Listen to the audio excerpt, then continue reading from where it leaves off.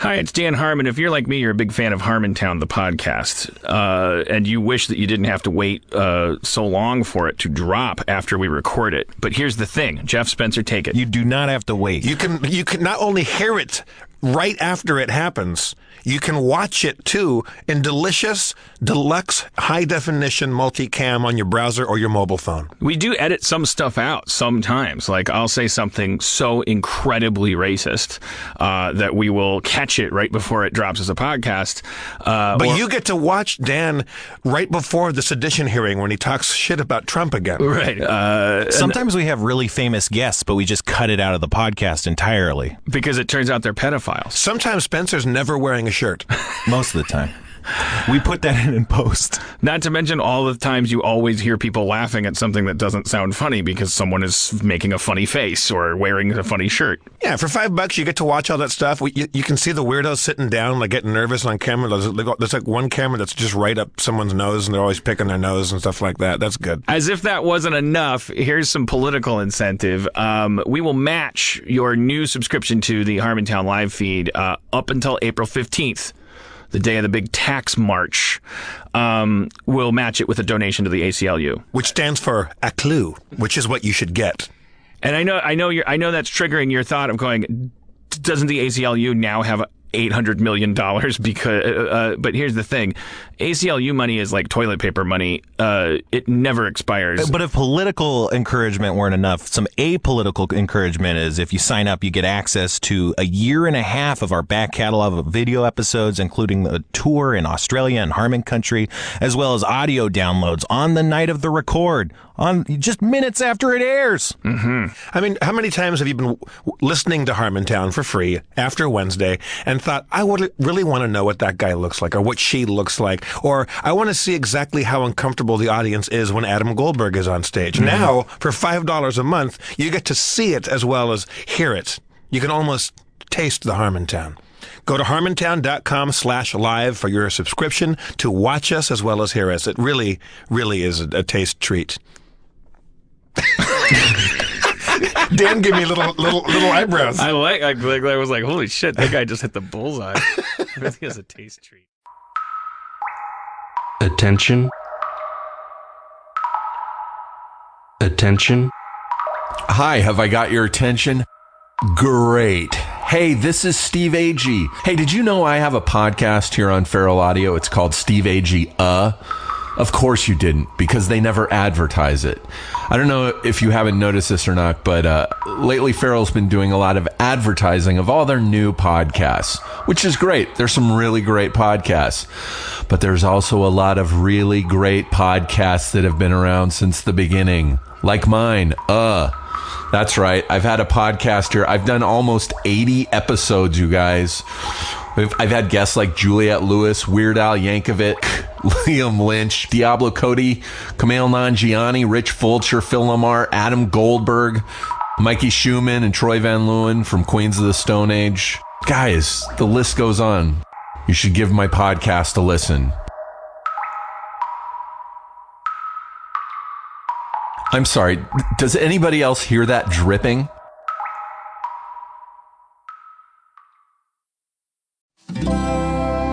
Feral Audio.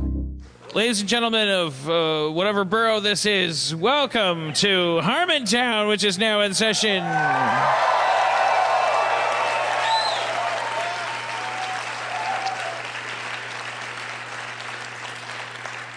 Please welcome Spencer Crittenden to the stage.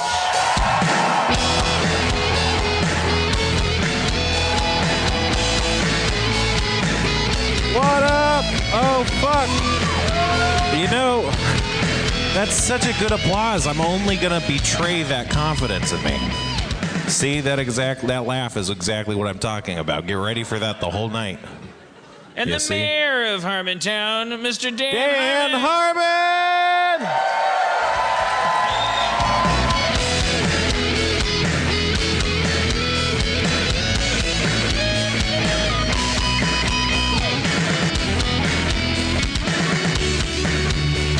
Thank you, New York. I love you so much. The second time, the first show was kind of a trial run. If you were at that show, and you're also at this one, it's it's just twice as expensive for like what the real show. If you were at that show and you're not at this one, like. I'm not saying anything that makes us legally accountable to. Right. You can't get a refund. I'm saying legally it was a good show last night. Like I'm leaving a paper trail that I considered that a good show, worth $25 plus a $10 seating fee. And but I'm saying to you people, you're in for a much better show. Oh, big time. We got guests. Yeah. Donald Trump is here, everybody. Donald Trump is here. We're all so tired. We're all so raw. We're all so sad. Yeah. One of the silver linings of the things that I talked about already is like the world. We're all so fucking scared that actually normal Republicans are talking to like Democrats and stuff and saying like, look, all I ever wanted was to make money. And it's like there's some honesty getting squeezed out of this zit of an election, and I don't know what to tell you kids, because I guess actually we're talking to people. Most of the people that we're talking to will already have voted or not voted, and the election is over. Right, especially once it's dropped. Because the podcast is on Wednesday. Yeah, right. So I'm only talking to a room full of people before the election. Everyone else is like, whatever you're talking about doesn't matter anymore. And we're only 300 people, so we don't matter. And we're in a certain state, in a certain jurisdiction, and nothing matters. Like everyone, kids. I would say if you live in a swing state, I'm not talking to anyone in a swing state. Yeah. It's too late. It's too late for me to tell anybody. If you live anything. in a swing state, either good job or what the fuck. Yeah, it's all over already. Right. We're actually living in a time bubble. We're living in the future because nothing we do matters. Nothing we do will change the election, which hasn't happened yet. But as far as we're concerned, it already happened. That's kind of weird. We live in the future right now. So let's open the imaginary door. In one of two scenarios. In one scenario, in a predictable election, we now have the first woman president, and it's a Democrat. Yeah. And we've therefore aggravated a frothy like white nationalist population who are not that's their dream result. They're gonna function a lot better if there's a race traitor lady in the White House, and their only job is complaining. Like that's going to be their wheelhouse. brass ring. Yeah, they love that. They're not like dreaming of Capitol Hill. They're not dreaming of that. They're like if you're right now are a white nationalist, you're probably, I don't know how to chart your weekly income, but it's got to be spiking right now. In the form of combat boot fees and like I don't know how they make their money. But you know they're making 3 times as much right now as they ever have. Right. And that would end if you did elect a Hitler, because then he'd be like, so I love being president, and then they'd be like, what's up with that Hitler stuff? Come on, let's do that Hitler stuff. He'd be like, I can't do it. It's going to be huge when I do it. And they're going to be like, this guy's a bad Hitler. He's bad at being Hitler. And he's going to be like, yeah, I'm bad at everything. That's always been the fucking bit, you mooks. I'm the fucking son of a slumlord. It's hilarious that I'm standing here and you can't change that. I fucking win. I win when I lose. I win when I win. I have hair. I don't have hair. I'm white, but I'm orange. I fucking like. We're gonna remember him as a hero 40 years from now, when we're like rowing space boats away from a planet that just burnt to a cinder, whether anyone was president or not. Just fucking burnt up because of a fucking fireball from the sun or something. Oh fuck. Can that happen? Does the sun shoot fireballs? I'm asking you. Oh yeah, that can happen. The sun shoots fireballs. It's called a solar flare ball. Event. Well, you. Sorry. Spencer has been hanging out more than he has hung out, and you and I had a conversation at some point in a van or something. It was in a white van. It wasn't. You said You're on the way to an undisclosed location. There's a phrase, sexual innuendo. Yes. Are you for the folks at home? What is sexual innuendo?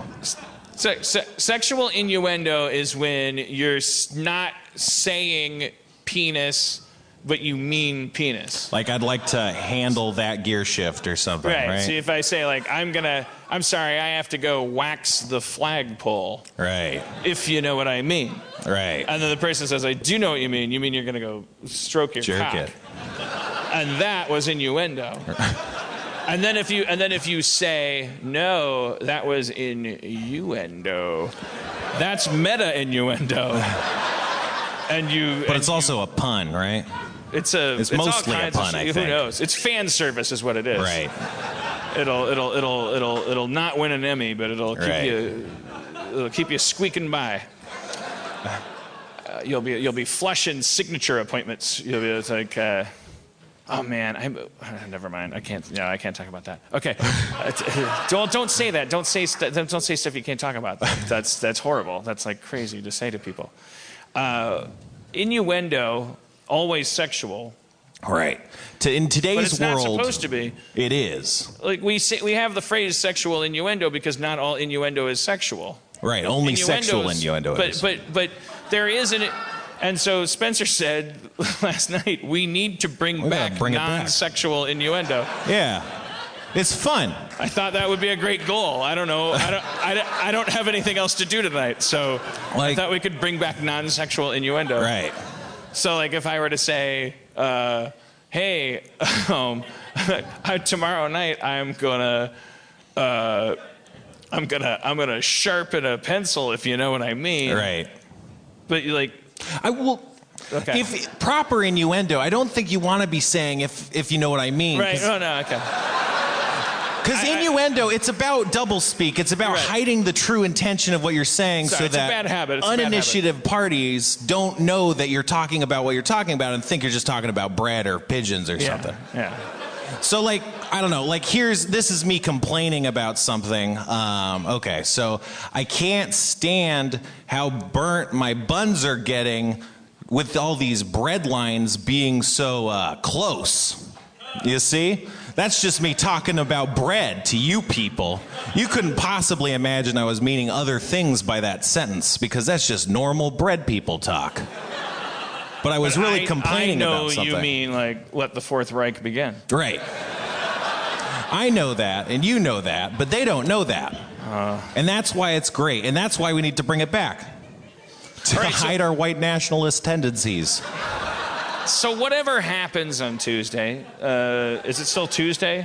Sure. I mean, it'll probably go until like Wednesday. Can we push it? Right? Just remember. Okay, so this time around, no matter what happens, like we're all abused children. We live in a home. I don't care if you're conservative or whatever. Like you all agree with everybody. We have 100% agreement on this. The last year and a half has been an abusive relationship between us and the people that would tell us what to do. Like, and we have felt fed up about it. We have been like raked over shit when we have better stuff to do. We're not politicians. We shouldn't have to think about their job this much. And we we're all bummed out. And every moment that you would think the solution would be to not care, someone says the word abortion or women or race or like anything that like triggers you and goes like, well, they're talking about important shit. They're always gonna be. And they got to me and they got to you, and we're now here on the eve of like something's gonna give. We're all gonna stop having to fucking think about it for a while.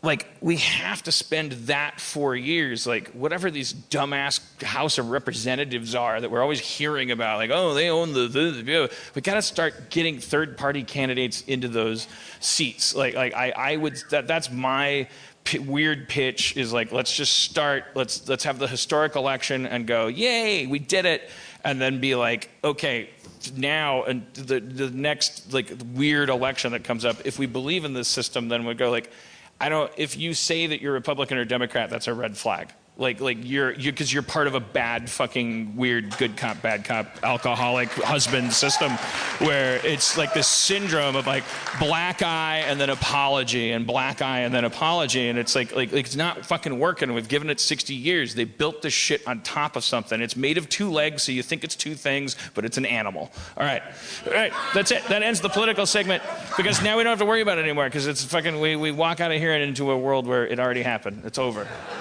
And you're going to find out, like, that office is so insignificant, Hitler could be in it and nothing would still happen.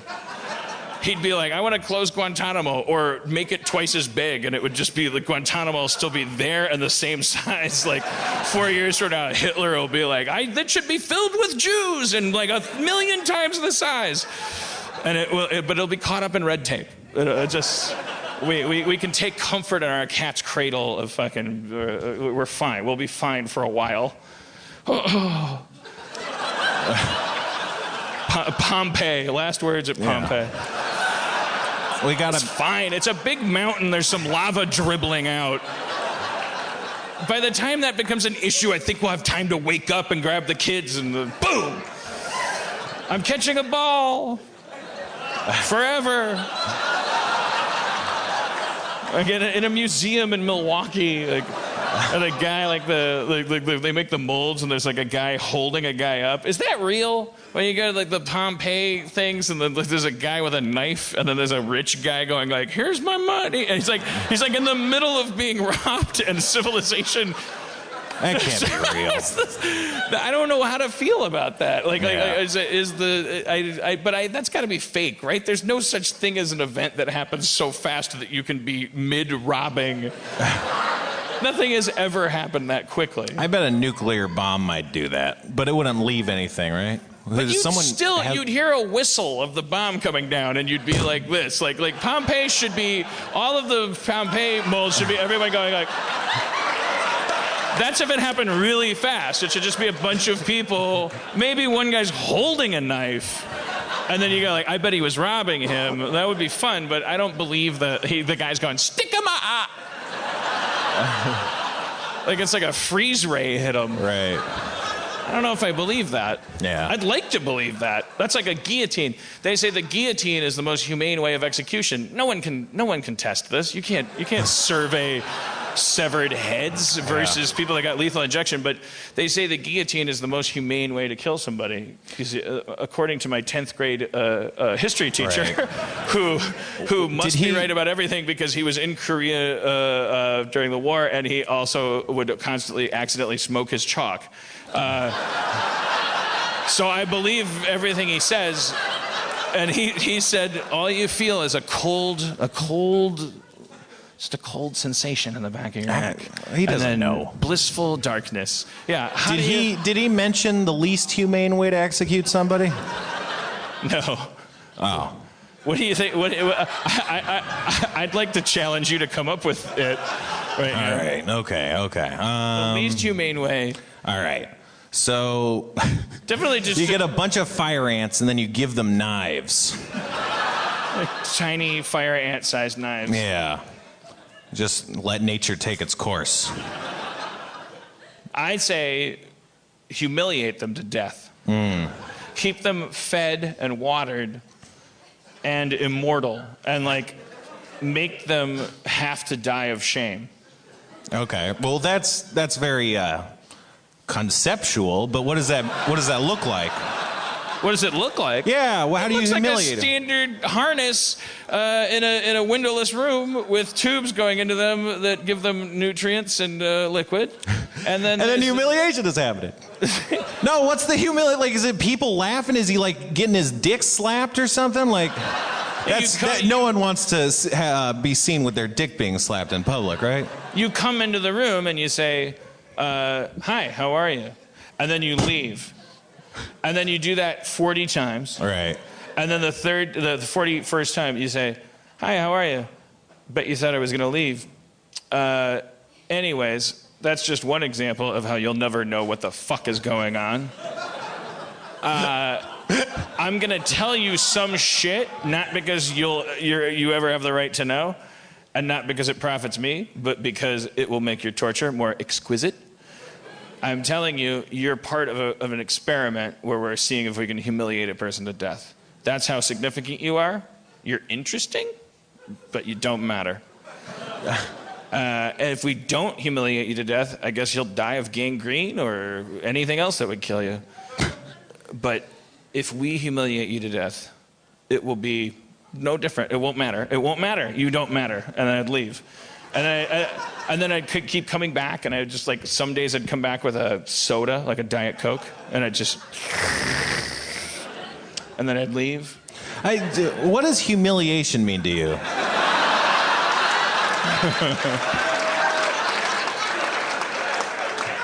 To cause humility. Right. Yeah. And humility is when two people are talking to each other? No, humility is when one person being talked to feels like they don't mean very much. Right. But they mean enough that someone's spending their entire life... I would nip that in the bud. I would say to the guy, by the way, we're probably doing this to 700 people. Well, you'd have to get different people. It couldn't be you, because you'd be like, man, you need to get a life, man. No, but I would nip what you're talking about in the bud, because you're getting to a thing. That's what all the Twitter people go. When they go, Dan, you're fat and you're untalented, and who cares? Of course. And then I go, fuck you. And then they go, fuck me, fuck you. And I go, fuck you, kid, fuck you. And then the kid's like, fuck you, nice, you're fat, and Chevy Chase, you're fat. And I'm like, hey, kid, listen to me. Fuck you. Nothing's changing. You got open eye. Nothing's changing. Well, something's changed. This is where the kid always goes. Well, you're paying attention to me. That's one thing. That's the worst thing in the world. Like you're fucking. That's so sad. Like what? We live in a society where attention is currency. It's also you pay attention to criminals. Like you fucking like handcuff. That's the problem. But your attention is delivered to you electronically, instantly, with a system that notifies you. This country was founded on the idea that being left alone was a luxury. Like if people were like noticing you, it was like, fuck you, don't notice me. I got a right to be fucking obscure. Like it's called the pursuit of happiness. And then like we invented cameras, and it's like, oh, Jerry Springer can save my marriage, and like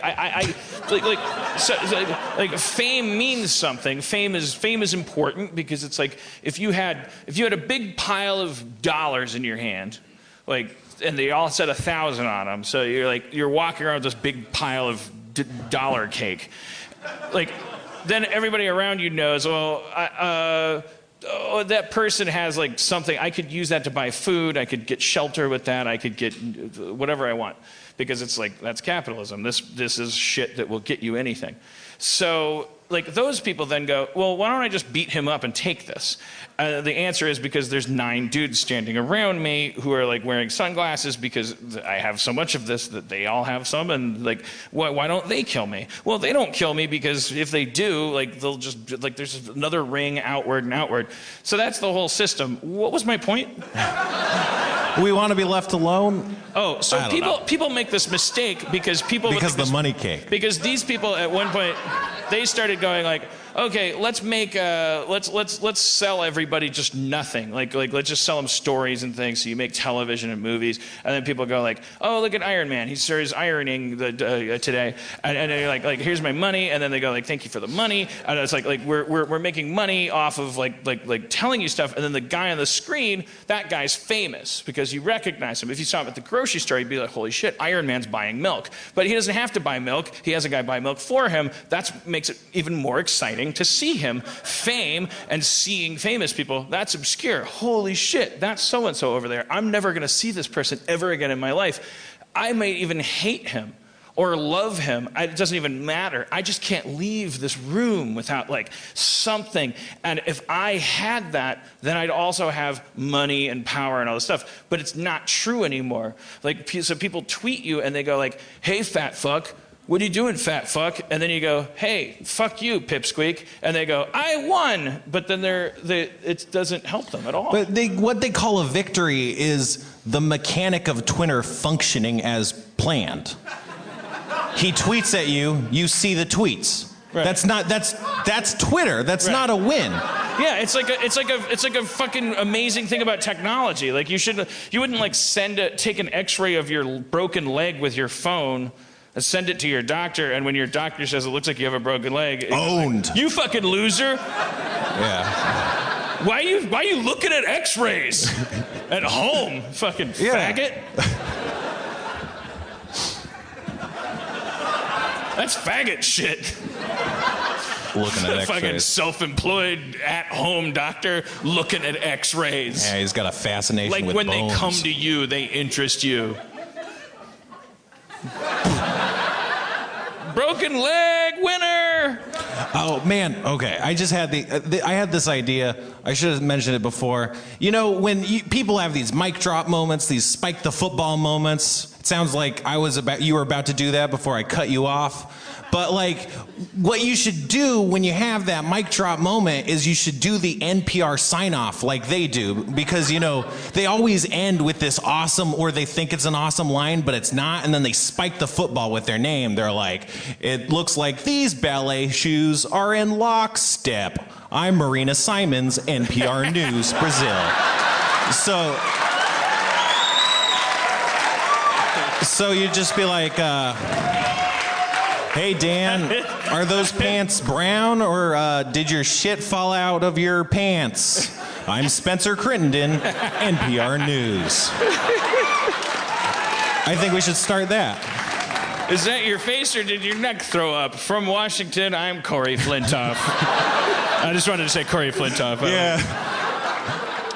I was doing the same thing, but No, I just wanted to say Corey Flintoff. It's a good name. They all have amazing names. That's part of what makes the sign-off so powerful, because it's not the sign-off. You know, they're just saying dumb shit.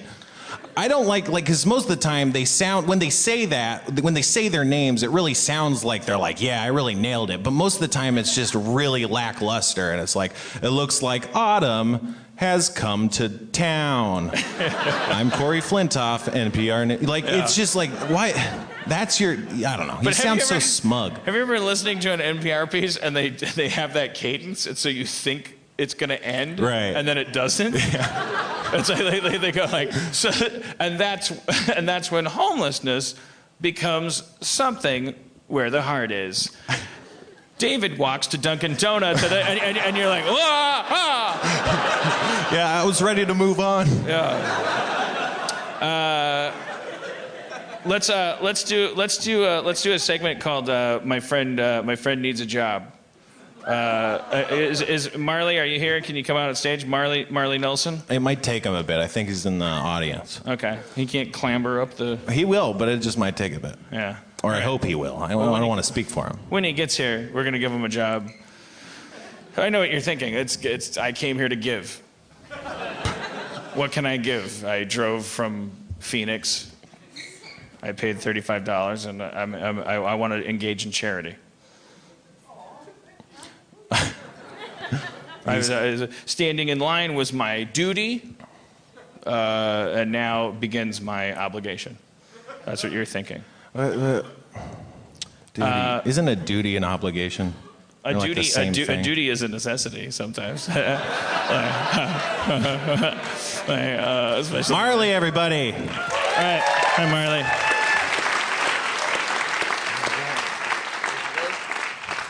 All right, Marley, I met you because you. Wait, are we? What's up? Should we not say how I met you because is that part of your... fuck them, man. Yeah. Okay. Man, that's cool. Yeah. All right.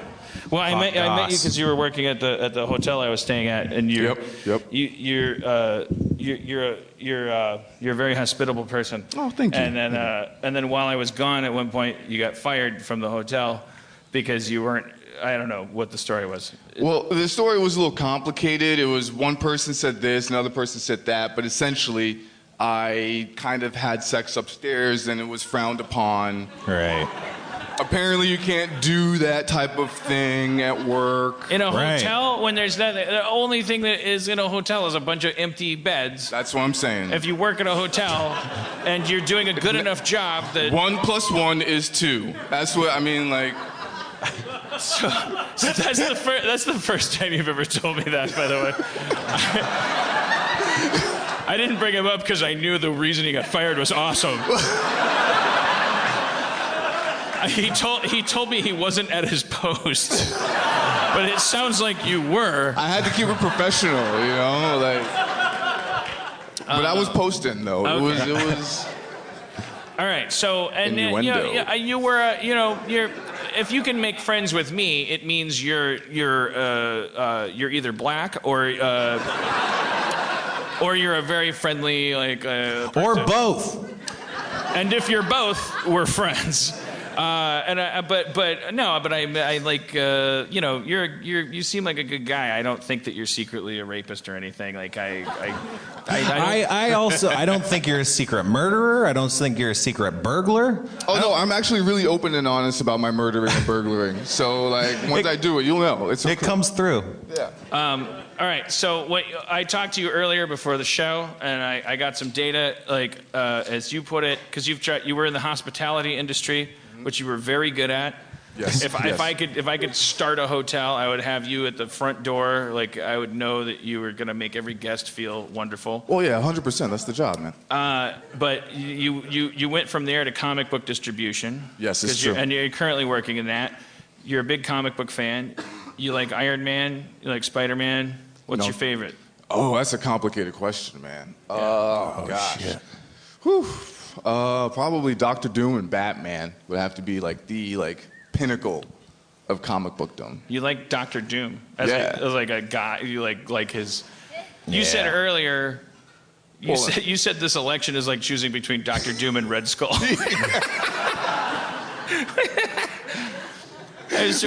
Yeah, which means like an insidious well, okay. Yeah, well, but I mean, you would work with Doctor Doom because at the end of the day, he's going to take care of you. He's got Latveria. Yeah, exactly. You go Right? to Latveria and they're like, oh, we love Doom. Yeah, we have universal health care. We got Education's Doombots. free. Yeah. Dr. Doom's above board, kind of. Yeah. He absolutely is. Like I have a chrome He's like, face. I have a country. Some of it's under a hood, but that's because I don't want to look like Destro. Well But Red Skull is like, I don't want anyone to know I have a red skull for a head. I'm gonna Hydra everything. the dude has a red skull. Like that. And he's not proud of it. No. Yeah, he's very upset. I don't think that Red Skull was his idea as a name. I think he probably was like, I'm Warlock Master. And then like eventually gave in, like the way with the big league thing. Like, bro, Big League became Big League. Your skull's red. We should just stick with what we know. All right, so politics is disturbing it's muddying the waters here. It's like it doesn't matter how you feel. What matters is you tried hospitality. You're now working at comic book distribution. What you told me, if you had your ideal job, it would be getting high and talking about comics. All day. Is there anybody in New York that is Owns a comic somehow book store? has a business that involves someone along the pipeline getting high and talking Smoking about comic pot, books? talking about comic books, guys. I can do this all day. Oh, Dustin owns a podcast network. I guess you could get high and talk about. I mean, you would have to do ads while you got Ads high for and talk about pot? comics. You'd have to like go. Or comics. Iron or Man's comics. dope, and so is Dollar Shave Club. Yeah. Like you'd have to. Can you imagine like pitching like just comic book superheroes as if they were podcast ads? Like, I've been reading Spider-Man for a long time, and I gotta tell you that it's 20% off, and Spider-Man has webbing that entangles foes with ease, and the strength of 6 men. I don't know. It would be great. I mean, maybe it wouldn't. All right, so people listening to this will know Marley Nelson. Marley Nelson on Facebook. He's Pot and Comics. He's in New York. He's My mom is gonna hear this shit, bro.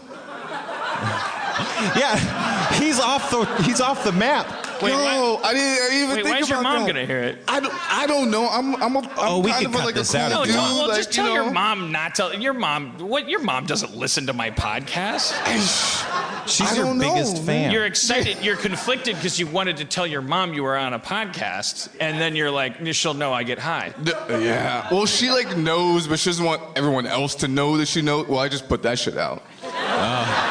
We'll cut it out. It'll be fine. This relationship, you own it, not her. Just don't tell her you were on a podcast. She's never gonna find out. I hope not. My rent's gonna be all fucked up then. Nobody that knows Martha Nelson from Greenwich Village is gonna. No, I'm kidding. How do you know that name? I love comic books. See that, guys? That was Batman versus Superman. Oh, shit.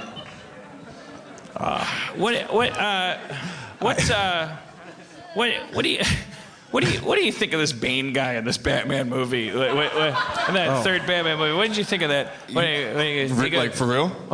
Yeah. He goes, Let's talk about this. I have opinions too, but I want to hear yours. I mean, it's a little. I mean, it wasn't Bane at all. No. Like, I mean, like, I get what they were trying to do. Christopher Nolan wanted to do was like crazy shit, but that wasn't fucking Bane, bro. Bane's a goddamn mercenary. Had nothing to do with League of Assassins. Broke Batman's back. Did that shit in the whole Nightfall storyline. It was like a whole fucking thing. Nah, that shit was all fucked up. Also, bro. He's super smart, right? Like he's a mastermind, and that wasn't represented He's a at really all. good strategist, but he's not like Batman level smart. You know, like no one's Batman. Batman level no one's Batman level. Like, Well, maybe Brainiac. I don't like the movie begins even with the Brainiac, idea maybe. that he's comfortable putting a hood on and he's getting on a plane and he's got this whole plan laid out because he apparently knows exactly what happens when you surrender to the federal government. Like he's got a hood on his head. You know, He's when got you say it handcuffs like on, that- and he's like picking his Maybe quips he's a and then it's like, genius. oh, it depends. Are you afraid of me? I'm afraid of you. And it's like, and he's got this hood on. And it's like, what if the fucking guy just pointed and blew his brains out like before he had the hood off? He doesn't know that's not gonna happen. I don't admire that kind of villain. He doesn't plan things. Like the Joker was okay, all right. It was just like, oh, the whole thing is like, oh, he's so logical. He got him right where he wants him. But it's like there's no internal logic. I don't like it. I don't like lack of internal logic in my superhero. In the Joker or Bane? I mentioned the Joker for a second because Oh, okay, I but think they in did a Bane, good yeah. job of creating a character that could be counted on to do anything other than what made sense because Yeah. that was his superpower. Like I thought that was the Heath Ledger Joker was like we all agree like that was kind of. Well, he was the best part of that movie. Like it was like. They made the Joker make sense in that Yeah, way. It was like 100%. he's a compulsive anarchist. He just wants to watch the world burn. It's like it's kind of cheating, but fine, fuck it. But Bane was like, I've got a plan for Gotham. I'm gonna make sure everyone finds But to be out fair- about the corruption. That's way better than the Bane that we had in. To even say this like causes me physical discomfort, but I'm gonna say it because I love all of you. Batman and Robin. Right. What, the It was movie? like that movie. Oh well, yeah. The Bane in that was just like it was like a slap to the face of everything I've ever known in comic books. It was like almost as bad as Spider-Man's organic weapon. I met Adam West at Stan Lee's Kamikaze, and it was very uncomfortable Why? because I told the Comic Con organizer, she said, I heard her going like, when Adam West gets here, blah, blah, blah, and I was like, is Adam West here? I'd really like to meet him. And I didn't expect actually steps to be taken that involved putting anyone out. And then we went to meet Stan Lee, which turns out means that I kept thinking we were gonna be brought into a room. It's like, you know, the old joke, the Greg Barrett's joke of like the New York Times calls him and asks him a few questions and he thinks that he's getting interviewed but they're just selling him a subscription. Like I thought Stan Lee wanted to meet me. It was like Stan Lee would love to have you at his Comic-Con and meet you, and I was like, of course he does. That's my time has come. He's got better shit to do. He's got and it was more like, oh well, the Comic-Con, you go in the front of the line and then you meet Stan Lee. It was fine. But then they were like, we're walking from the Comic-Con out to the van to leave, and this golf cart is speeding up, and the Comic-Con organizer leaps into the path of it and flags it down because it's Adam West, and Dan Harmon wants to meet Adam West. Oh no. And so Adam West is like, who? And Burt Ward, who's in the back seat, is like, double who? Because he didn't say he wanted to meet Adam West and Burt Ward. So even if he's Barack Obama, I don't fucking shit. holy bullshit, me man. He's in therapy, and his therapist is teaching him how to. She's like, when you have anger, I want you to. It's okay. You can keep saying holy whatever's bugging you, but you have to. I want you to start telling yourself instead of Batman. Holy divorce, me man.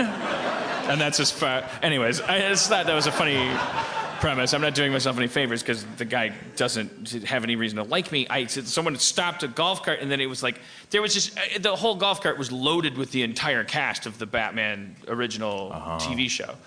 I was like, if Adam what, and then I was like, Adam what, it was they were like they're busy, and I found myself angry at them. Like, and I'm like, why am I mad at them? Like, and I was also ashamed of myself because I'm like, what? And I was like, oh my God, I meet people every day who are going through all this shit. Not to flatter myself, I'm just saying, like I was like, oh, this is always happening. It's like, oh, people going like. I also met Walter Koenig, and I had just watched him and Bruce Campbell in Moon. What was the fucking movie called? Moon Escape. It's an awful movie from the '80s, and Walter Koenig's in it. I couldn't fucking continue. I was like, why am I telling him this? Like, it's a shitty movie. He knows it's shitty. Like it's embarrassing, and it's like, and I knew it the whole time. And I had 20 minutes to stew on it, and then I ended that 20 minutes and said. Sir, I had to say it. I know it's, it's all that. Like, I know this is a big annoyance and all this stuff, but I have to say, I just watched this shitty movie you were in, yesterday, whatever the name of it was, and it just stared at me blankly. I'm like, yeah, of course. Like what do you expect of? It makes me feel sad. Anyways, the election's happening, and. Let's. Sorry about that detour. I'd like to bring. Her name is Stephanie to the stage. Stephanie, are you here? Are you able to come to the stage? I hope so. We met. Marley and I were. Marley's mom. Stop listening, Mom. Your son and I were getting high outside the venue, and then a couple walked by, and we struck up a conversation, and the wife, I think they're married. She was just walking her husband to Harmontown, and she was going to stand in line with him until he got to the front of the line, and then she didn't have a ticket, and she was going to go home because she was just going to support him. Because he's a Harmontown fan, so he's not capable of existing on his own on a sidewalk. Here's Stephanie. We started talking. Yeah, have a seat and take that mic. I'm sure you're probably. I don't want to assume this, but I also want to support you if you are. You're terrified, or you're nervous, or anxious, or is this a normal thing to be in front of? You've been in front of people before? Oh, yeah. Okay, good. Fine. Fuck you. All right. But we talked about I don't know how it came up, but the idea that you can beatbox just a little bit. Like you're not claiming expertise. No. You're not here to take down any sucker MCs. No. If that's what beatboxers do. I don't know in their elaborate chess game, like if the beatboxer is allowed to take down a sucker MC, that may be something that only a queen can do. Or indeed whether or not they have anything on you. Right. Right. That was good. I stand by that. Well, can we get just a little taste? Is there anything I can do to make it more comfortable for you? Do you want some water, some vodka? Do you want... I'm good. Thank you. Yeah. All right. Well, just a little. It's an experimental. Just a little beatboxing.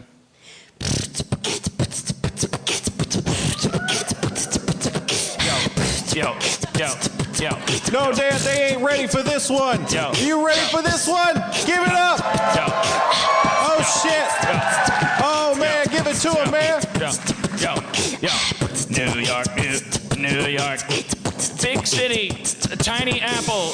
I fucked your mom and she gave me some Snapple. She gave it to me at a vending machine. I fucked her so hard that one leg bleeds. And then I took her to dinner. I'd call your mom a gender winner. She's an example to us all because I didn't fuck her at all. I was lying, and I'm a weak man. And your mama should lead this land. She's put up with enough, and she's shown she has merit. I'd fuck your mom before a ferret. Because,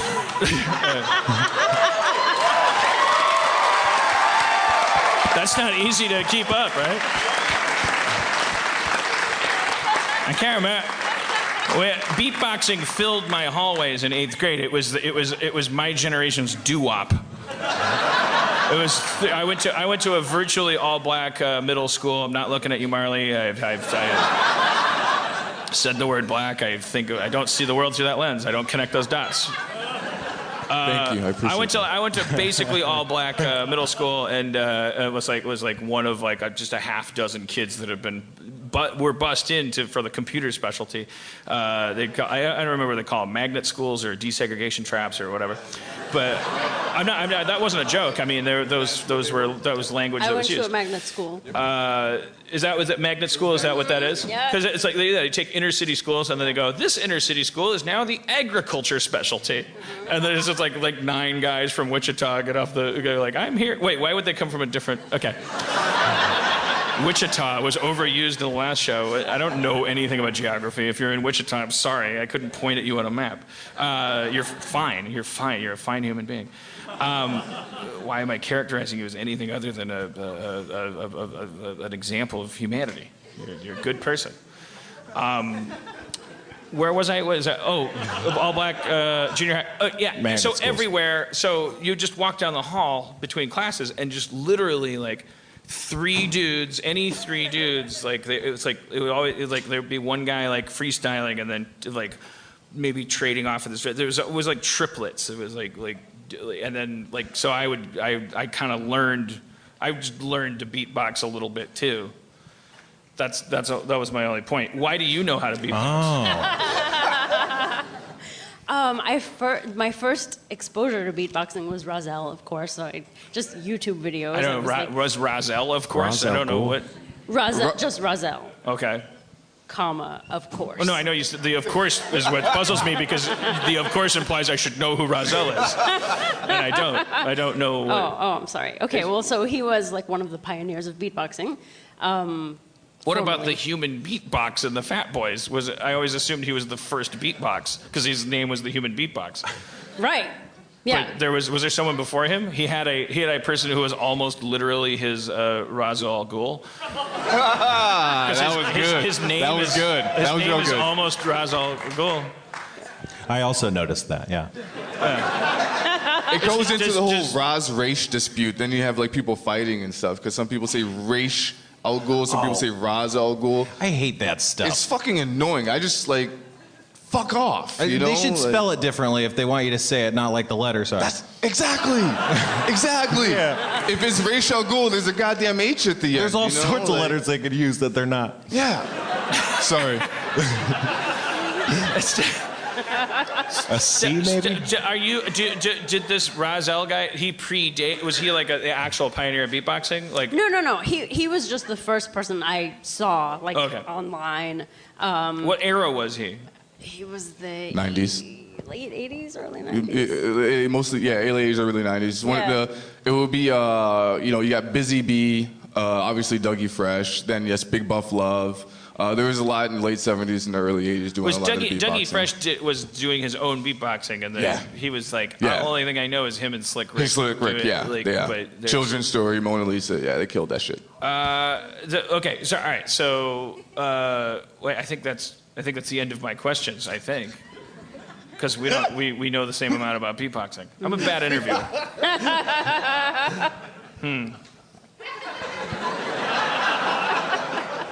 Yeah, but she was really good. Did we ever find out? Remember what was for sure. Well, there's this. I'll show you guys this. Is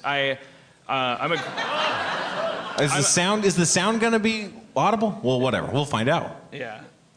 I staying in a hotel with my girlfriend, and we fart in front of each other now, but like I don't know what that is. God damn it! I'm so scared we're gonna just find Steve Levy's The Fall Journal. I so dread like just the hand sketches of women's hair going over their shoulder, just a red marker across the eyes or something. Anyways, maybe I tipped here. I still like I try not to fart in front of her. Try to go in the bathroom and. Sometimes if I feel like it's gonna be a loud one, I'll turn on the water. And I think I got away with this one, and I wanted to share it with you. Oh, shit. Okay. That's the water going on.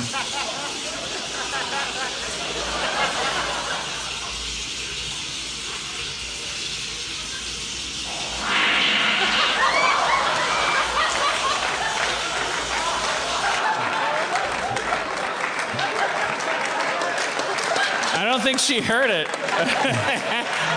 She was sound asleep. That was a really good one, though. That was a solid 8. Solid 8. I like my hesitant.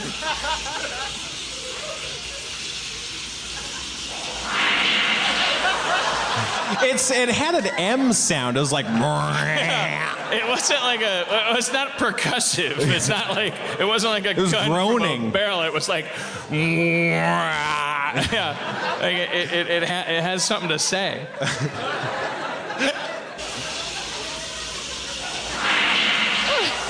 Like, Oh shit! Play that again. Play that again. I think I know what it's saying.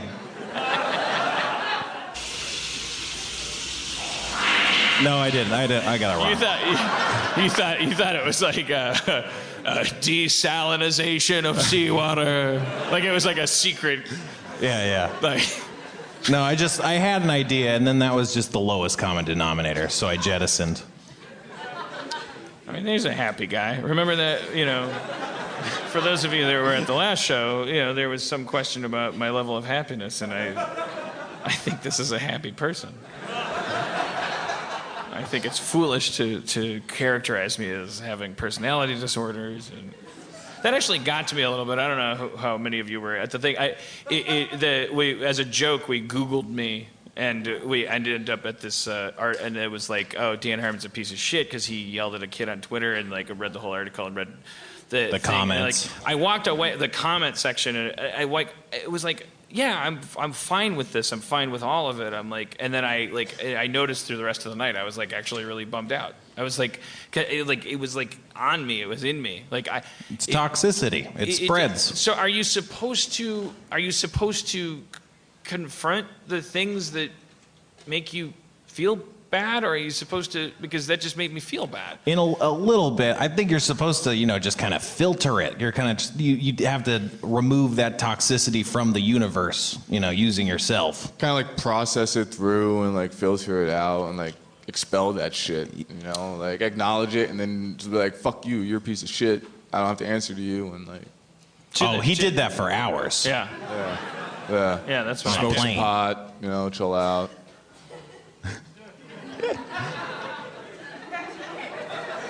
So the proudest thing to me is that the finger. The thing that's so meta, because I'm like, I think for a moment about being adorable. But the thing about being adorable is that it's all about hesitation. Like that's an image of, oh, should I strike a hesitant pose? And then I was like, I hesitate to do that. So I'm like, quadruple adorable.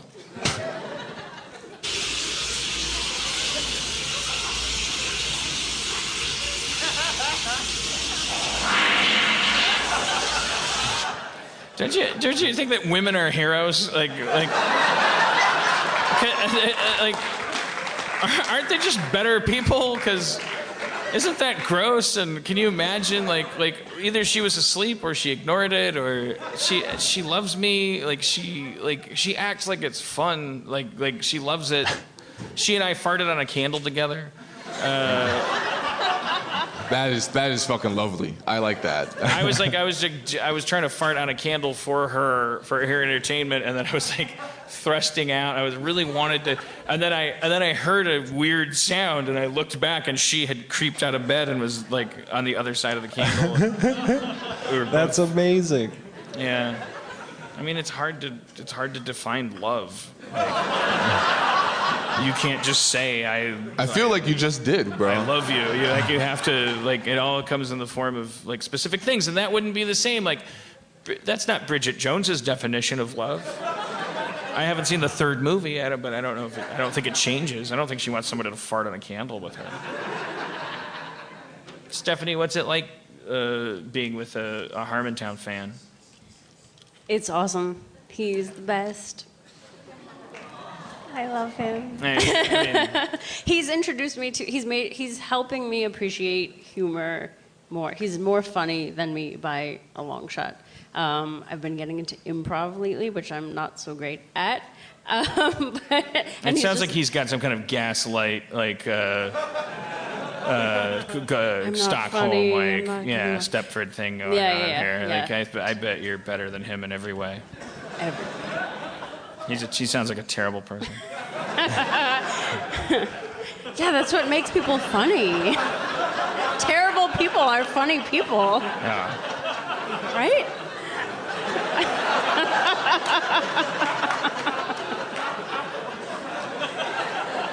I fucking love myself. Why am I so happy? I love how old I'm getting. I love how gross. I'm like, oh yeah, that was. I always wanted to be. This is who I was in kindergarten. And the principal didn't understand that, so he was like, "You should be held back. You can't move on to first grade. Why? Because you can't use scissors. Well, either can this guy." Like, I'm not supposed to use scissors. I'm supposed to fucking fart in a bathroom, like look like adorable. I was noticing how your brow lacks any wrinkles in this video. Yeah. On a daily basis, I have at least 3, and especially while concentrating on. What do you mean, in the middle? Task. Yeah. Is that a? Well, I got a line there. Is that like a big zone for women? Like, do you? It's a cross. It's these lines across. Oh, because that'll make you look. That's the definition of old. Angry. Like, I played an old woman in a play, and then that was my job. Like, as I got lazy, like the less I spent in makeup, I would just take an eyebrow pencil and go line, line, line. So it's like that's what you're avoiding is horizontal lines. Yeah, and indicate. that's normally unavoidable, especially in this delicate situation. And you manage to not have a single every night, cucumber slices. Then I get up and I let it all out. What is it? So do you want to talk just a little bit about politics, but more on the spiritual side? Because I know, I was at a table last night with 3 women, 3 dudes, and then one of the dudes was a young Harmontown fan who came to the table and made the mistake of telling Evan Shapiro, head of CISO, that he wasn't voting. And oh, you guys are here, yeah, okay. Don't get a big head. You're not a hero in the story. No, you're right. It's fine. You're fine. You're a lamb to the slaughter. I like why it's like Evan Shapiro's like, oh my God, you're not gonna vote. And it's like I sympathize with everybody. But the funny thing is that it was a bunch of dudes, one of them yelling, everybody laughing, then of all this talking and all this stuff, and I just my girlfriend and 2 other women were the other half of the table, and it was kind of I picked up a couple of sound bites that it's as if women are going through something right now where it's they're all looking at each other going do you fucking believe this? It doesn't, no matter how they feel, they're just does anyone not get, I don't know, what is it, can you give voice to that so that I'm not mansplaining it, or? Yeah, well, I mean, as a human, I don't know about how my woman status plays into it, but as a human, I'm looking at this election going what the hell? How did this happen? How did this crazy person get so far and so popular? But do you get mad when people are? Or is there something inside you that's is it frustrating because it's everybody's argument to have, everybody's decision? Is it frustrating because does it feel a little bit this is my time. This is my space. This is not really in the grand scheme of elections. Can you fucking pick up this bullshit some other time, and can we get this over with where we make this historic, important step? Is that do you ever? I don't know. I don't want to put thoughts in your mouth, and I don't know if or maybe that might offend you that you're like I'm characterizing you as blinded by pheromonal like fucking higher calling. I don't know. Just save the show. Tell us where you're at. Yeah, no pressure. Speak for all women and get a standing ovation. Yeah. Okay. Back into the goal of a standing ovation from all women, and then just imagine what would I say to get that. I'm kidding. Obviously, that's a terrible way to approach creativity. So women. The alternative is you just say awesome. how you actually feel, and knowing that someone out there might like put a Reddit post and say like, "She's got a lot of nerve." If you're willing to risk that, you can just say how you feel. I do appreciate that the dialogue on women has become so much more the forefront of everything right now. And for once, people are angry at the things that Donald Trump and the like are saying, which is huge. Just the fact that there are so many women and men coming out and saying that's so not okay. It's so not okay that we would actually vote for someone of the opposite party, for example, based on just these comments, let alone policy and all those other issues Have you encountered?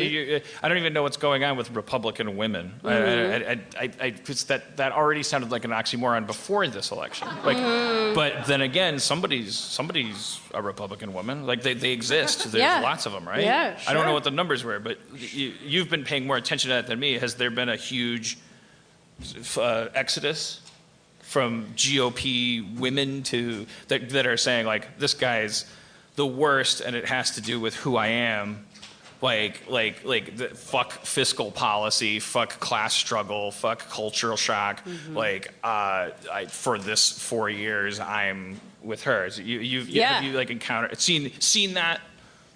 So in my social circles, I generally congregate with liberal women and liberal men who are like-minded.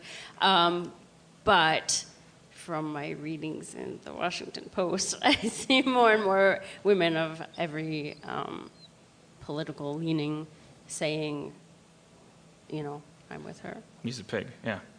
All right, well, it's too late. There's nothing we can do about it. Because this airs after the apocalypse. All we can really do is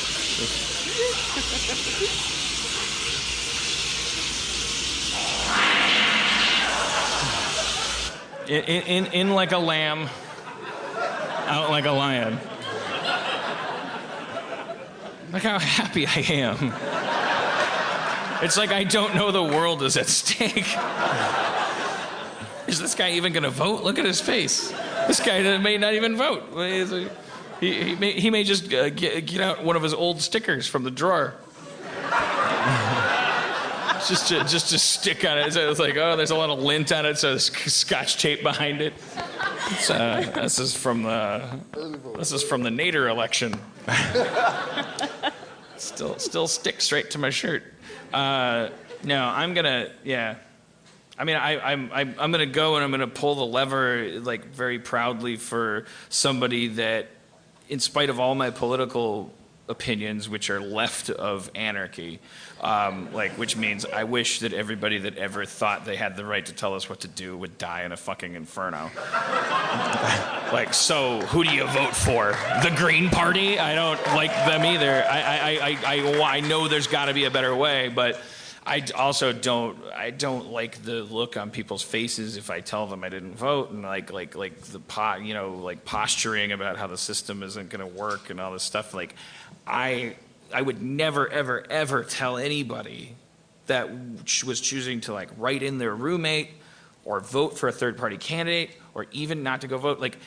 At the point where you're bullying those people, you got to step back and ask yourself all they're saying is they're not voting for this particular fucking system, and if your only advertisement for it is to yell at them, why? What do you expect them to do? Go, oh yeah, so sorry. If you want them to be a fan of democracy, at least give them the space to waste their vote. That should be their right. And I'm gonna, but I always go. I'm going to go pull the lever for the Democratic candidate because, like, this fucking guy is an emergency, and I resent the fact that I should be tending to an emergency with my fucking vote. That shouldn't be my vote's job. So I'm like, but it's not the time to protest because both voting and protest voting aren't going to make a fucking difference. That's the problem. Revolution doesn't happen behind that curtain. If anything behind that curtain could happen that was powerful, it would have been made illegal a long time ago. And so, but I'm going to go do it out of solidarity. And then I'm like, we got to fucking, for real, we gotta like figure out how to get to like, we gotta get, and then, I was like, we gotta fix this. We gotta like if you're a human being and you're like living within the system, like you have the right to go stand out on a street corner and say, I don't like the system. I think it should change. And if somebody comes and stuns you with a taser and like puts you in a van, then that you've done your job that day, because you've proven when we give AIDS to cancer, as we talked about in a previous episode, you're alerting white blood cells to a thing that should be fought, and we'll get started on that after Tuesday. Like we gotta just go like, okay, that's great, historical. She's president. Like now, let's fix this shit. These people are born rich. They have no fucking entitlement to talk to us like animals. We gotta have representative democracy, and just like. I'm so proud of it. Like, look at me. There's a woman that loves him, and she's gorgeous. She's amazing looking. That's not why I like her. I noticed how hot she was like 3 conversations into making intellectual love to her. Do I protest too much? That's beautiful. Okay. All right. Give me a beatbox. Let's do a New York rap, and then I want to wait. 5. Wait. What time is it? 5. It says 5 o'clock on here. What? 8:04. Show started at 7. Okay. Right. Great. This is good. We're doing good. It's kind of an okay show. Yeah. Okay. All right. That response was telling. We'll figure it out. Sorry. Well, you know what? Then go back in time and don't come. You can't, can you? Give me a beatbox, and we'll do a little New York rap, and then I'm going to make that seat available for somebody from the city that's feeling pain. Or pleasure. Yo. 103rd Street to 65th, took the subway down, and I smoked a spliff of reefer weed. I fucked your mama because she was in need. I'm a charitable contributor to your mama's pussy. With my dick and my balls. Every summer, spring, winter, and fall, I put my penis in her vagina. From New York to North Carolina. The eastern seaboard is your mama's pussy.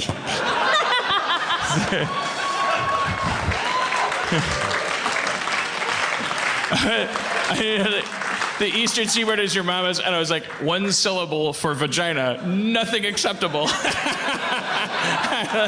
No, there's no such thing as a 1 syllable word for a vagina that's like, it's gonna like end your rap well. We should come up with one. Bob, I'm pitching. Just call it Bob. What? Oh no, box is gross. It's all gross if it's 1 syllable, I think. Is there a 1 syllable word for cunt? Well, we know those ones. Cunt is all the way over into like refreshing, like it's like the N word of vaginas. Veg. Come on, gang. Gash? No, I mean, are you kidding? Do you hear yourselves? I didn't ask. I wasn't saying, hey, name. I know they exist. My question is, are there ones that make us feel comfortable? Vag is fine. Vag is good. I'm never saying it. But that's for bridal showers. Vag seems okay. I'll let you ladies take How about that one back. slit? Do people still say slit? Oh, that's gross too. Wait, was that bad? I don't know. I think it's just gross. Yeah, no, it's like if you called it mud or something. It's like no one wants to do that. Who doesn't like to play in some mud? Well, without question. Yeah, there's no. It should be there should be one that's like earth, or like I guess that's mud. Hole. Yeah, that's not bad. Did you say pulp? Hole. Oh, pull? No, hole with hole. an H. No, hole's bad. Hole's a thing you put stuff in. Yes. I know, I get it. The rug. What? The rug. Rug? All right, if you're just gonna boo everything, like I'm just. I thought slit and rug were really good. Like, I mean, slit's clever. It's just I don't know. No, just it needs saying to it's be- like it needs to moist. be it does feel a little dirty. That's It does the feel a thing. little dirty. It's not like it's Bean? The bean. That's a That's like clitoris. the most important part. Wait, So, here's my pitch. Okay, you're gonna say I'm white knighting. Here it is, my for real pitch. Because imagine using this in slang, it would be awesome. Life. Yo, son, you get some of that life? I saw up in you that with life Whitney last night. night. You get that Yeah. life? Yeah. That's like if that Sexual was the worst innuendo. guys got, and then it was like, yeah, like we get it. It's life. That's why we want, yeah. And like it's still gross, but like because we're objectifying it, but we're at least like cosmologically placing it. Like it's like, yo, son, you get some of that life? So a lady No? called Yeah. out. A lady called out that holes don't have agency. Oh, they do? They don't. They don't. They should. How would we? They should. They should.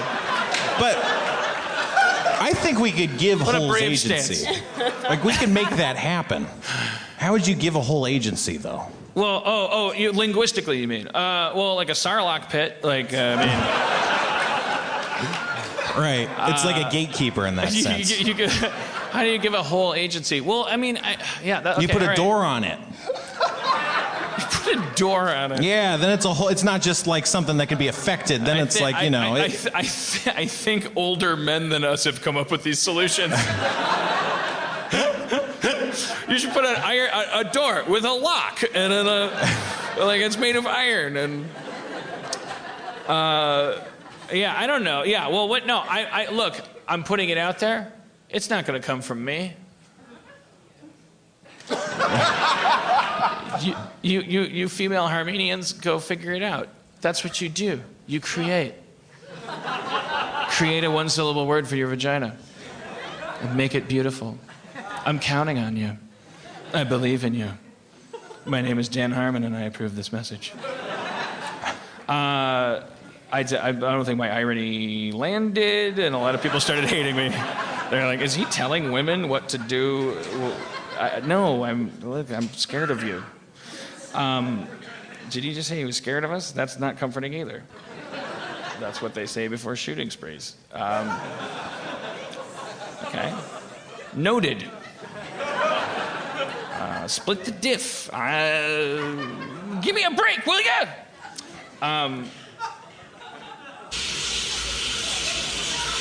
Okay, all right, never mind. Okay, let's have a hand for Stephanie for her beatboxing. You can go rejoin your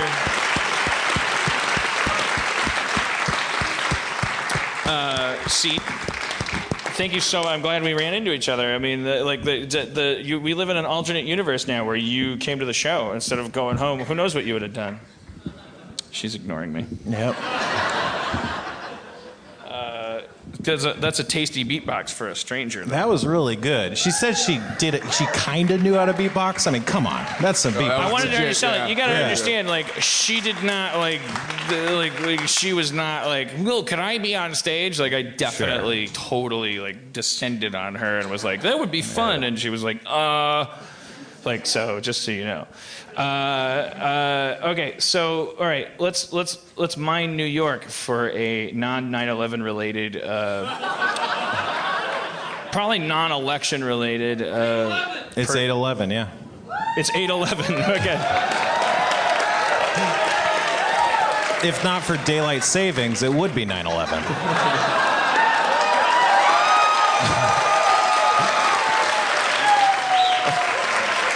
It's more meaningful because it involves remembering.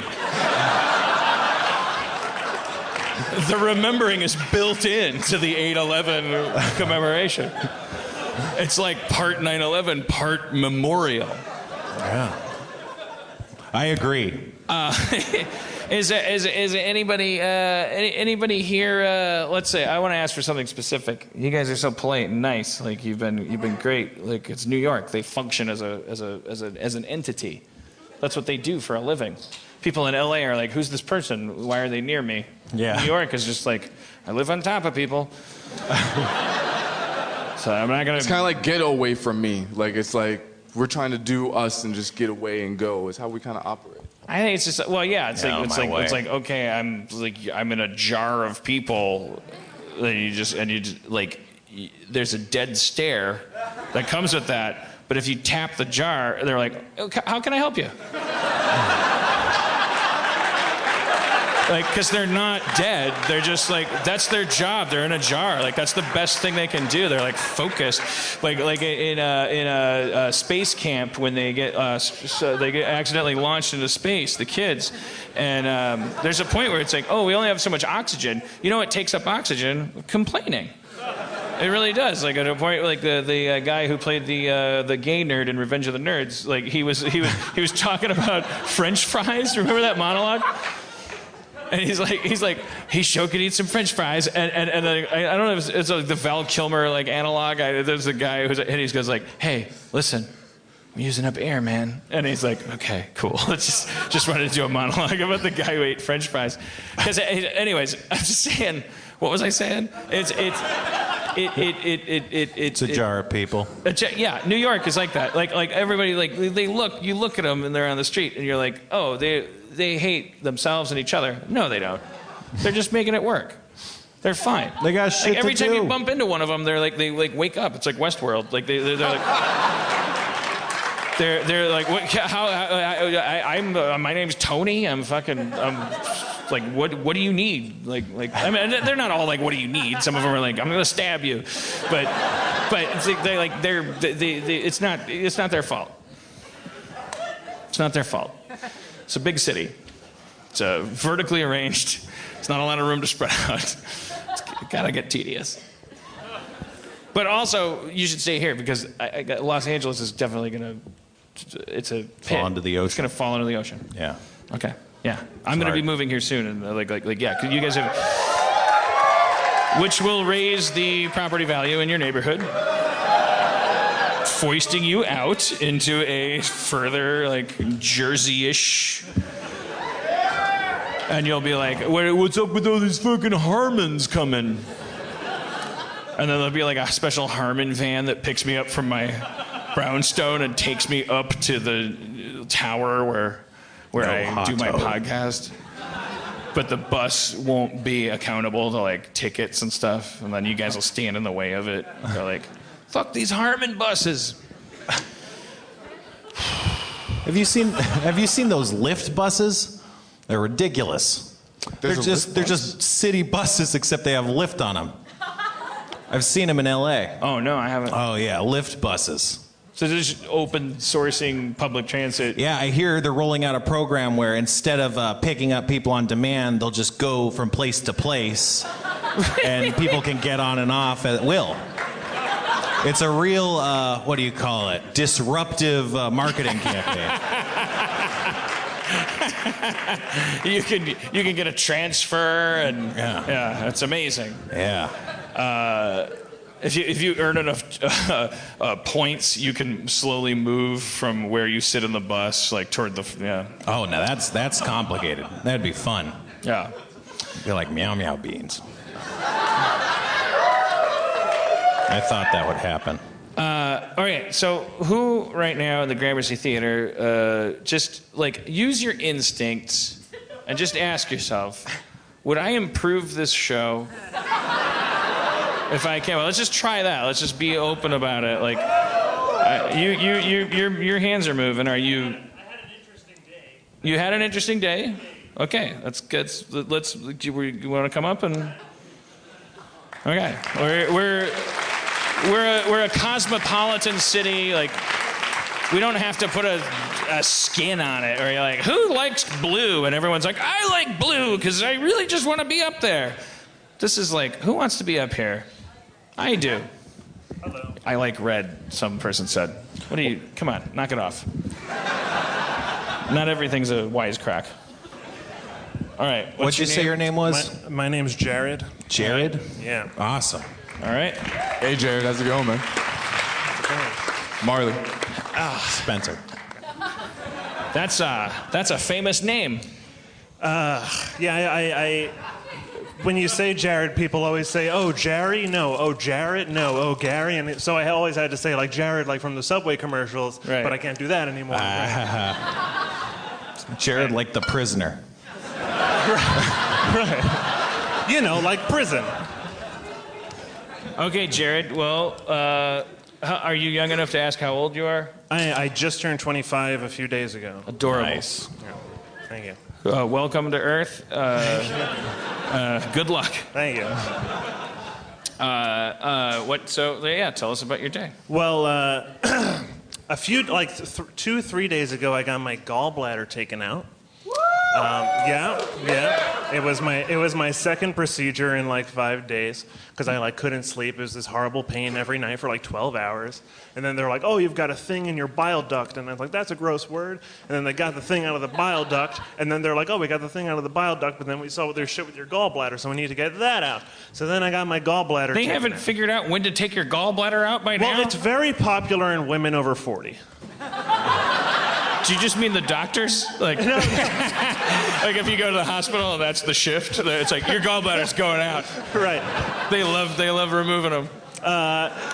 It's normally like women like in their 40s or 50s who get their gallbladders out, but I was having this pain and they're like, "Oh, it's probably your gallbladder," and then right, which is a really routine thing. I mean, not that it's not it's traumatic. not like it's a pretty minor surgery. But I was just curious because they said, they bothered to take this like half step where they're like, "There's something in the area of your gallbladder." Right. It's like, yeah, motherfucker. Yeah. It's called a gallbladder attack. Right. You remove the gallbladder. Yeah. I'm the offensive urban doctor. Right. Motherfucker, you gotta just give this motherfucker MRI and get over that shit. I don't open my mouth when I talk. Too urban? I give this motherfucker a marrow transplant before I bust a fucking ass. All right, anyways, as a new character, probably won't stick. I don't know. Didn't see, workshopped it in New York. If anyone was going to go for it, it would have been them. Didn't work out.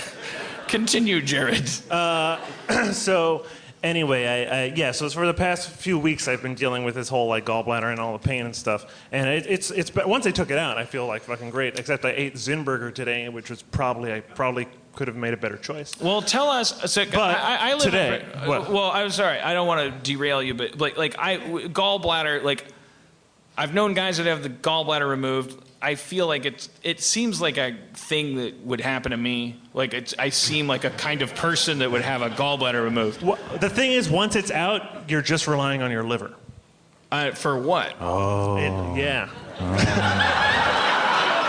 It basically, as I understand it, your gallbladder like processes fat and that kind of shit. Right. And so normally they're like, "Oh, we can just take your gallbladder out and your liver will take care of it and it'll be fine."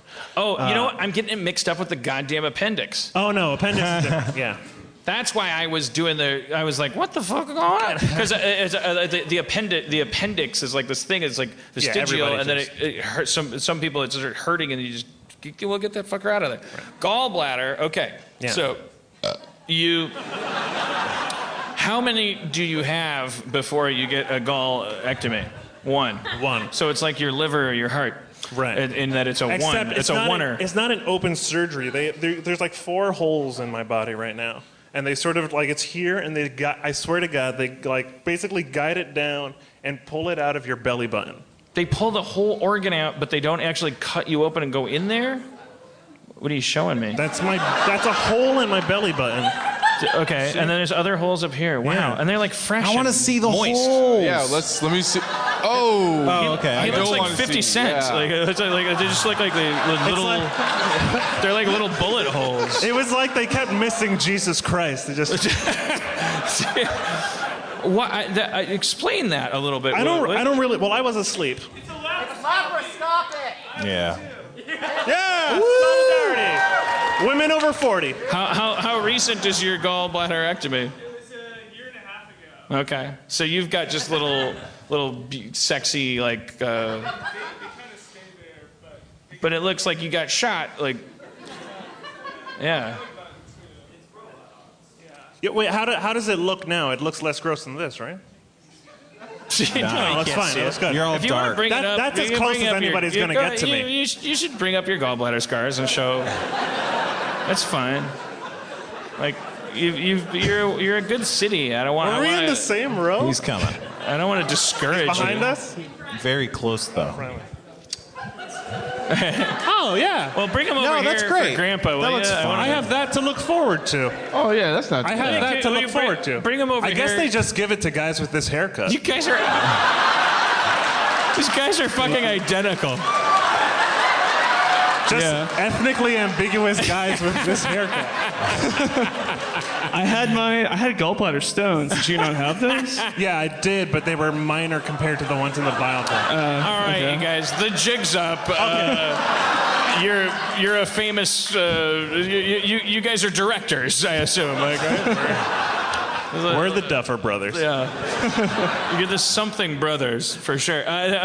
Just can you hike up your shirt, sweetie? Turn around. Give us a look at. No. Okay. Oh yeah, it's virtually Yeah, invisible. boom. Yeah, you can't even And see. there was one, the belly button, but that kind of didn't. Did you get it done in the city? No, in LA actually. in the city. In the city. This is the city. I know you sound, but you sound like a character from Frankenstein. Did you get from the city? Go up into town? Well, if you live in Brooklyn or anywhere else, Manhattan's the city, and there's a lot of good surgeons No, here. but I know you mean. Is that a like phrase we went in to New the York? apothecary. Does the city mean downtown or? No, the city means Manhattan for the most part. I'm from New Jersey. In Los Angeles, the city means.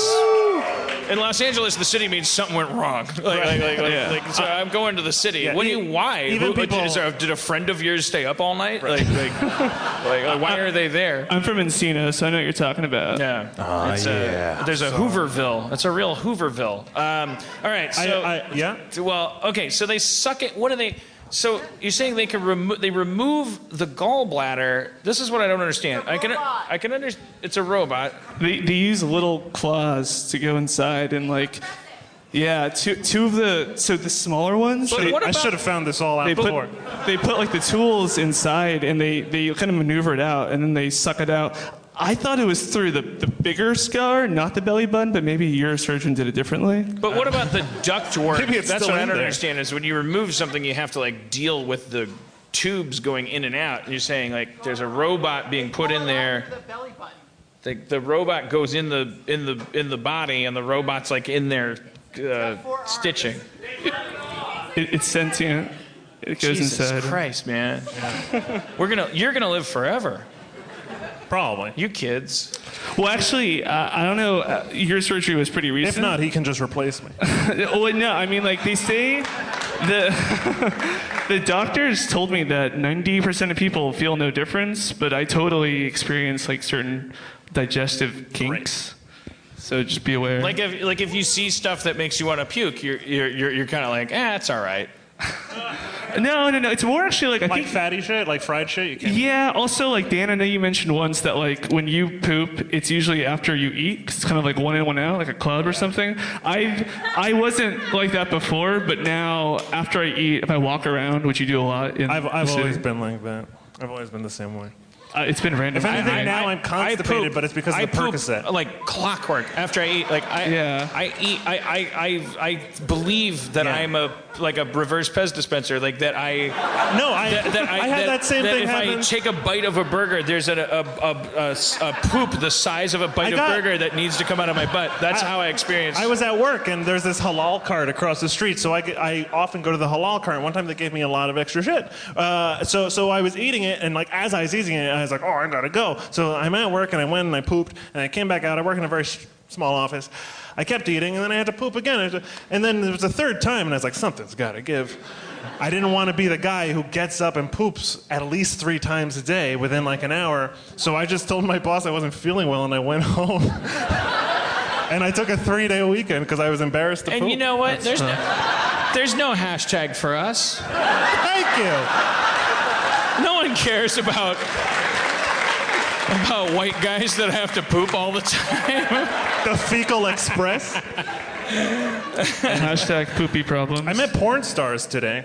Okay. Oh, you were telling us how your day was interesting, and I was like, you got a gallbladder. We didn't get I your don't want to name. steal your thunder. I'm sorry. Big fan. What was your name again?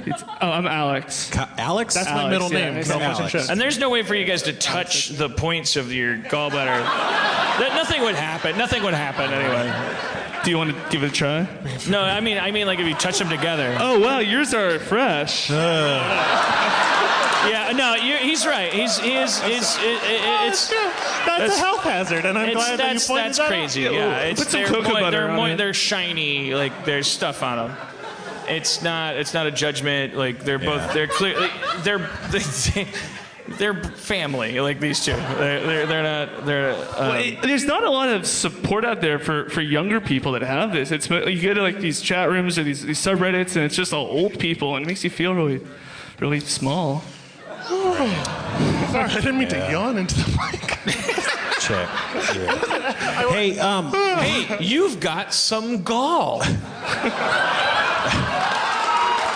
It's a Drive miracle. fast, take chances, everybody. we don't got a lot of time left, and we owe something. Oh, we do. Oh shit. So, God damn it. I had this idea. I know everyone's been wanting to play D&D, wants us to play D&D again. Yeah. So I was thinking maybe we could play D&D. So first we need characters. Do you want to reprise Sharpie or do you want to just? I'll be Sharpie, of course. Okay. So we're very short on time, gentlemen. So quickly, who are your characters? Who do you want to be? Who do you want to be? And you. Let's go. You first, Jared. I'm picking one of like. You're making Jeff's a or somebody? character. You can make it up. Whatever. You can pick Jeff. Whatever. Fast. Okay, I'll just pick Jeff's character. Awesome. It's been a while. Not Bone Weevil. What is it? Quark. Okay, great. And I'll be. Wait, what was Kumail's character? Christopher. Christopher. Yeah, Okay. Lady in Red. I'm gonna go ahead and do my own character, DM Paladin Elf. Awesome. That's what we do. What's his name? It's a she. It's a she. Yeah, I'm so sorry. It's okay. You It's didn't okay. tell me your D&D character was a she. So I don't like brag about it, but I'm down. You know what's up? Pretty amazing. All right. You're like So one all of of- my 5 black friends is a transgender D&D player. All right. You enter the village full of junk food, but all you want to do is snack. Make a will save. I have a. Oh, you can't resist the temptation of all this junk food. Come on, you eat the junk food. I try to eat the junk food because that seems to be the only option. Yeah. No, I have to go to the field first. I have to roll a spliff, and then I have to work up that appetite to get to the junk food. So I'm gonna go and smoke first. Okay. Well, you're going out to smoke, and you see an old man.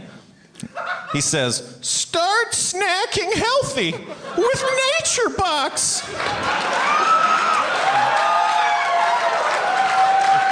So I think it's let's put it at Quark's turn. Sorry, what? You're eating junk food in the junk food village. Okay. What was the name again? Diem has just gone off to roll a spliff. Okay. I kind of want to stick around for the junk food. It's been a while since I could eat it. I'll take some imaginary junk food. All right. Well, as you're eating that, an old man, the same old man, you wouldn't know that. An old man comes up and says, "Nature Box makes snacks that actually taste great and are better for you. Created with high quality ingredients that are free of artificial colors, flavors, or sweeteners. So you can feel great about snacking." Well, that's hardly junk at all. That's absolutely true. He hands you a Nature Box. Your personal favorites are vanilla bean wafers and flan fortune coins. Flan fortune coins. I take the vanilla bean wafers. Is that what you said? Right. And I throw them at his character. As if a. Is that because I'm white and Hispanic? Yes. I'm a vanilla bean wafer. As you throw those coins. It's because of your wordplay. That's what it is. As you throw the coins, you realize that NatureBox has recently made their service even better. You can order as much as you want, as often as you want, with no minimum purchase required, and you can cancel at any time. The coins strike against his forehead. So there's You take 3 damage. God, are you serious? There's no minimum purchase? Come on. Yeah. That fucking sucks. It's simple. Go to naturebox.com and check out the snack catalog. There are over 100 snacks to choose from, and they're constantly adding delicious new snacks. Choose the snacks you want to deliver right to your door. Even with 3 damage, I can hardly afford not to.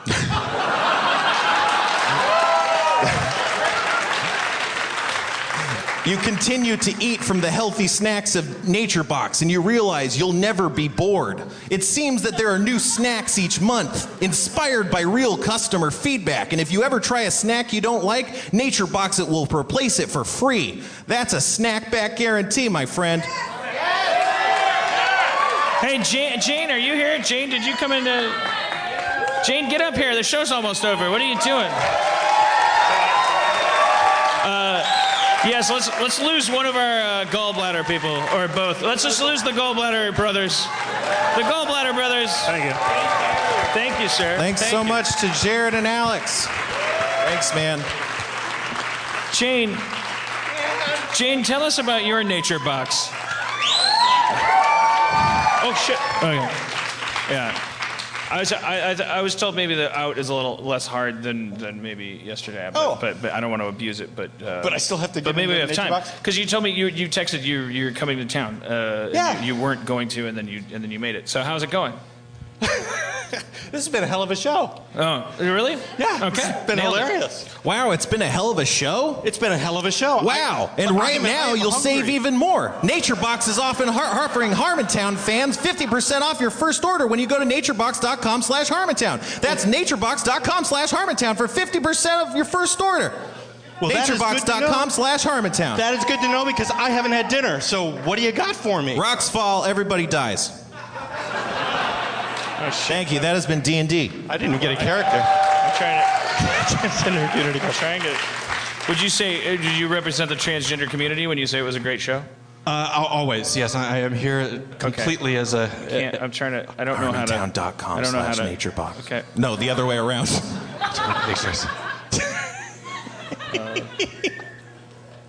I get. What are you trying to? Can I?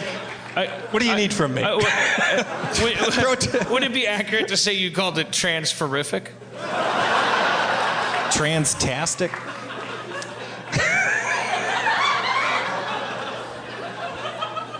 Yeah. Which is the opposite of transphobic. Would you call it advocamazing?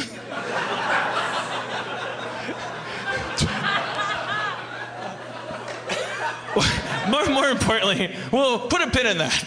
How has it been going with you? Is there any developments? Is there anything in either included in your symbolic journey? Transgender life, or outside of it as a human being in your glass blowing science? Where are you at? We haven't heard from you in a while. Yeah.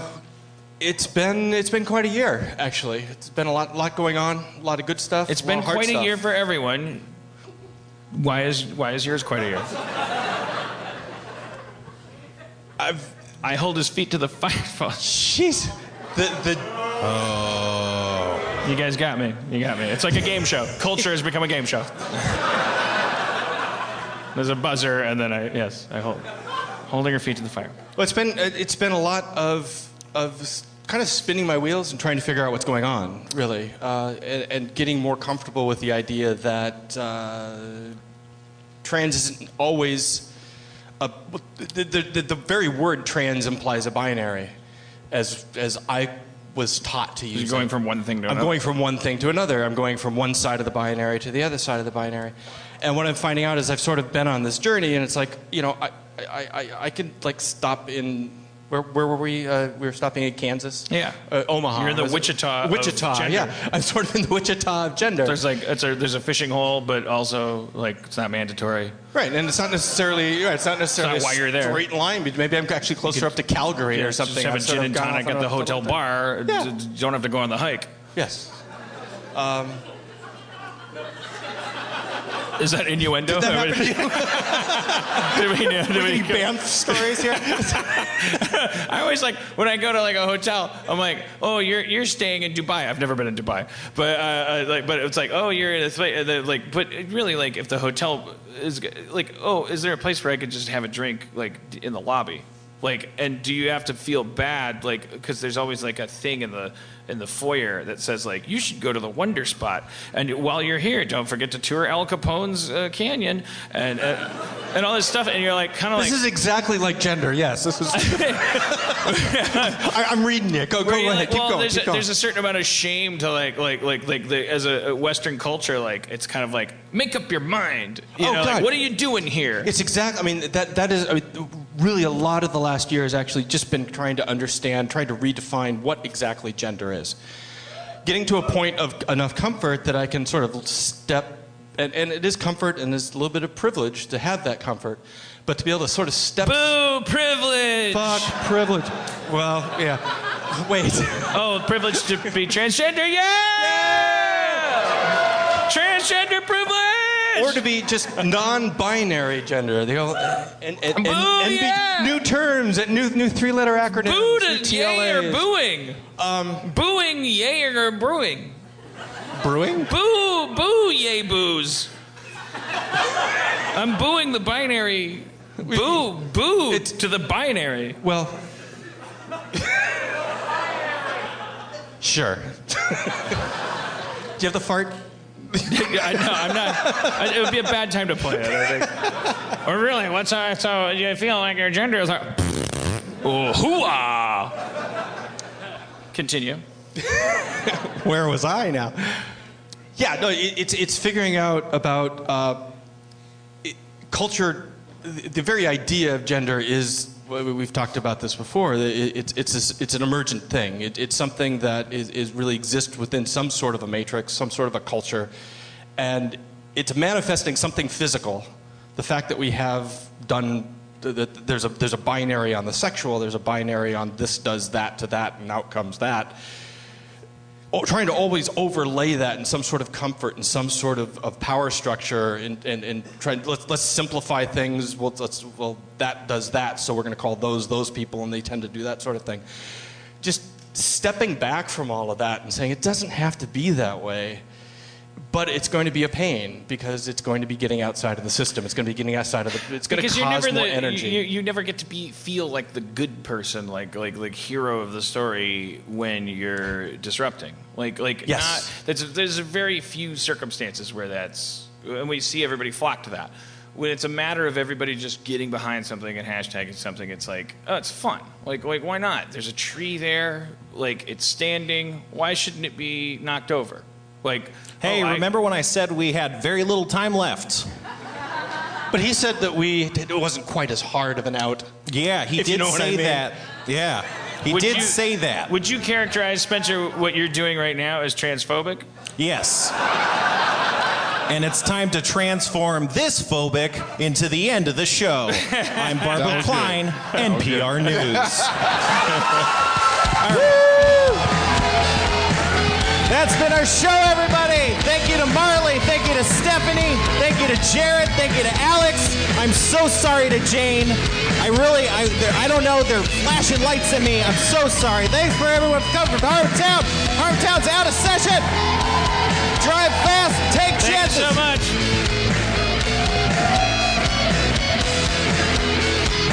We'll tweet where we're drinking.